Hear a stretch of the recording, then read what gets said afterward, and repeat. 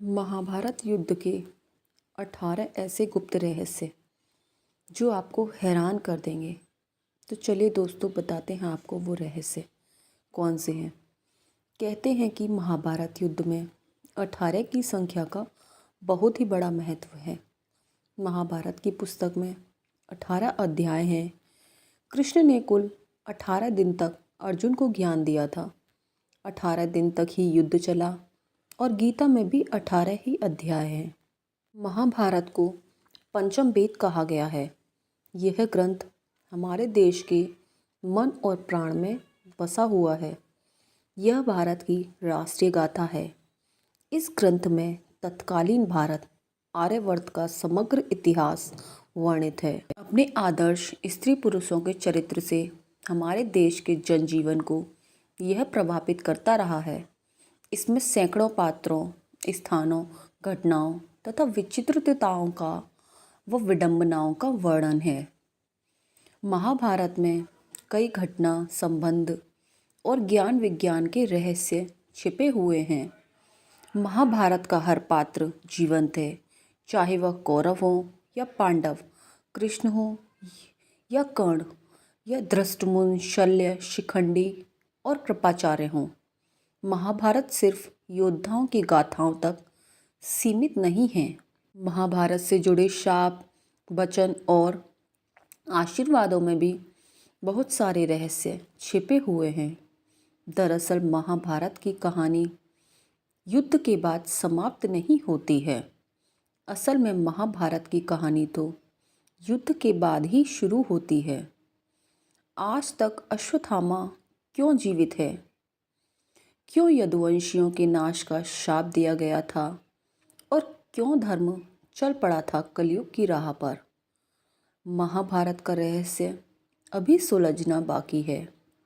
महाभारत युद्ध और उससे जुड़े रहस्यों के बारे में शायद ही सब लोग जानते हों। तो चलिए हम बताते हैं कौन कौन से हैं वो रहस्य। 18 का रहस्य। कहते हैं कि महाभारत युद्ध में 18 की संख्या का बहुत बड़ा महत्व है। महाभारत की पुस्तक में 18 अध्याय हैं। कृष्ण ने कुल 18 दिन तक अर्जुन को ज्ञान दिया था।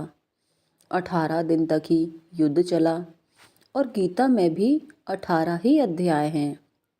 कौरवों और पांडवों की सेना में भी कुल 18 अक्षौहिणी सेना थी, जिनमें कौरवों की 11 और पांडवों की 7 अक्षौहिणी सेना थी। इस युद्ध के प्रमुख सूत्रधार भी 18 थे। इस युद्ध में कुल 18 योद्धा ही जीवित बचे थे और बाकी सब मारे गए थे। अब सवाल यह उठता है कि सब कुछ 18 की संख्या में ही क्यों होता है और क्यों होता गया? क्या यह संयोग है या इसमें भी कोई रहस्य छिपा हुआ है? क्या आज भी जीवित है अश्वत्थामा? कौन है अश्वत्थामा? जानते होंगे आप लोग। तो विज्ञान यह नहीं मानता कि कोई भी व्यक्ति हजारों वर्षों तक जीवित रह सकता है। ज़्यादा से ज़्यादा 150 वर्ष तक जीवित रहा जा सकता है, वह भी इस शर्त पर कि आबो हवा और खान पान अच्छा हो। तो तब ऐसे में कैसे माना जा सकता है कि अश्वत्थामा जीवित होंगे? क्या सबूत हैं इसके और क्या है रहस्य और क्यों है जीवित अश्वत्थामा? चलिए जानते हैं। महाभारत के युद्ध में अश्वत्थामा ने ब्रह्मास्त्र छोड़ दिया था और उस ब्रह्मास्त्र के छोड़ते ही लाखों लोग मारे गए थे। अश्वत्थामा के इस कृत्य से कृष्ण भगवान क्रोधित हो गए और उन्होंने अश्वत्थामा को शाप दिया था कि तू इतने बद्धों का पाप ढोता हुआ 3000 वर्ष तक निर्जन स्थानों में भटकेगा। तेरे शरीर से सदैव रक्त की दुर्गंध निस्सृत होती रहेगी। तू अनेक रोगों से पीड़ित होगा। व्यास ने श्री कृष्ण भगवान के वचनों का अनुमोदन किया। कहते हैं कि अश्वत्थामा इस शाप के बाद रेगिस्तानी इलाके में चले गए थे और वहाँ रहने लगे थे। कुछ लोग यह भी मानते हैं कि वह अरब चला गया था। उत्तर प्रदेश में प्रचलित मान्यता के अनुसार अरब में उसने कृष्ण और पांडवों के धर्म को नष्ट करने की प्रतिज्ञा ली थी। अब आता है ये 7 आज भी जिंदा हैं। कौन है वो 7 जो आज भी जिंदा हैं? महाभारत काल में विमान और परमाणु अस्त्र थे। मोहनजोदड़ो में कुछ ऐसे कंकाल मिले थे जिसमें रेडिएशन का असर था। महाभारत में सौप्तिक पर्व के अध्याय 13 से लेकर 15 तक ब्रह्मास्त्र के परिणाम दिए गए हैं।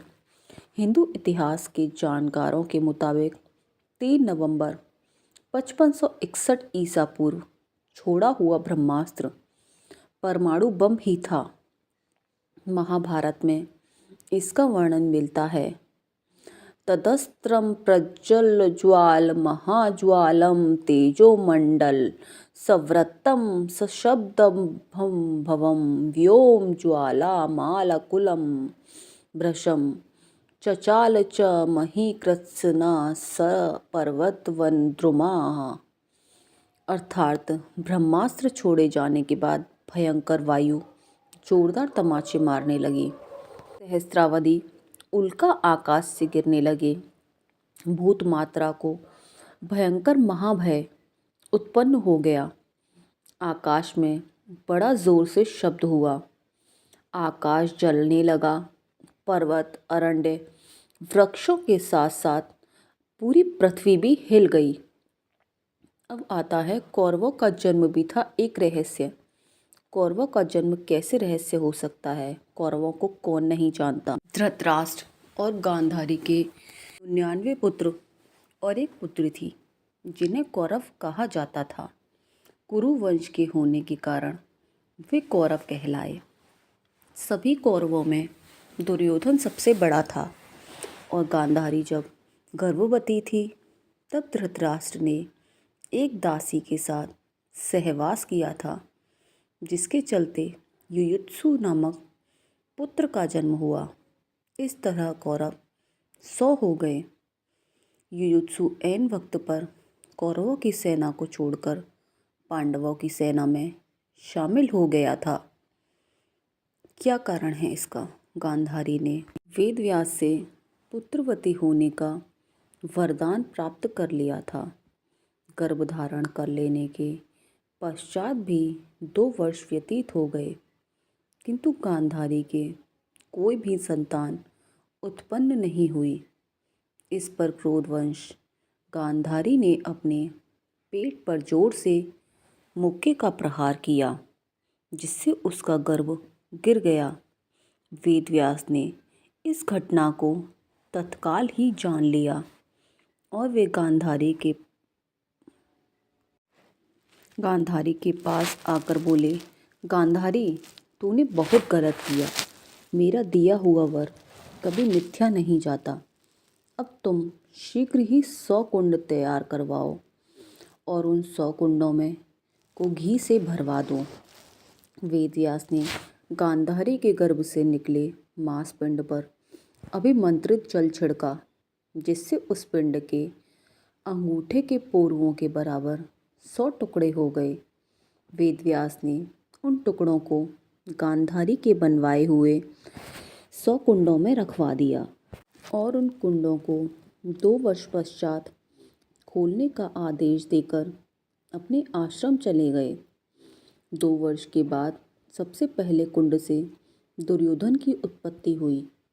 फिर उन कुंडों से धृतराष्ट्र के शेष 99 पुत्र एवं दुश्शला नामक एक कन्या का जन्म हुआ। महान योद्धा बर्बरिक। कौन थे ये महान योद्धा बर्बरिक?